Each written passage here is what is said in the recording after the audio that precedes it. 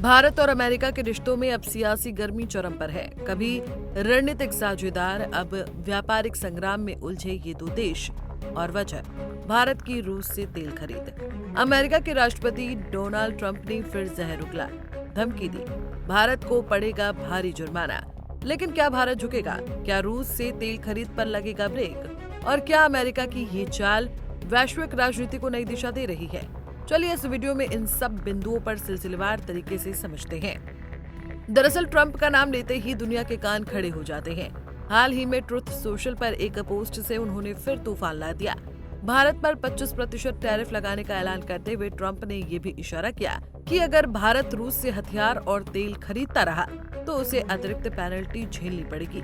ये बयान ऐसे वक्त में आया है जब भारत और अमेरिका के बीच व्यापारिक बातचीत संवेदनशील मोड़ पर है।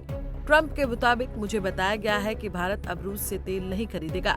अगर ये सच है तो ये एक अच्छा कदम है, लेकिन यही बात भारत की ओर से सिरे से नकार दी गई है।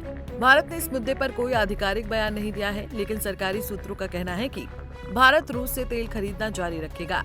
भारत का स्पष्ट संदेश है, तेल खरीद हमारे राष्ट्रीय हितों पर आधारित है, किसी विदेशी दबाव पर नहीं। प्राप्त जानकारी के मुताबिक भारत में रूसी तेल पर कोई रोक नहीं लगी है। रिफाइनरियां विकल्प जरूर देख रही हैं, लेकिन खरीदी जारी है। रूस से भारत की ऊर्जा साझेदारी नई नहीं है। यूक्रेन युद्ध के बाद जब पश्चिमी देशों ने रूस पर प्रतिबंध लगाए, तब भारत ने अपने राष्ट्रीय हितों को प्राथमिकता दी। रूसी तेल सस्ता मिला और भारत ने इसका इस्तेमाल देश की बढ़ती ऊर्जा जरूरतों को पूरा करने में किया। भारत अब रूसी कच्चे तेल का सबसे बड़ा खरीदार है।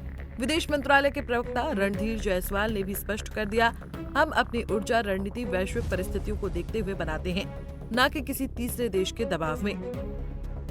ट्रंप का ये बयान सिर्फ व्यापारिक रणनीति नहीं बल्कि चुनावी राजनीति का भी हिस्सा माना जा रहा है।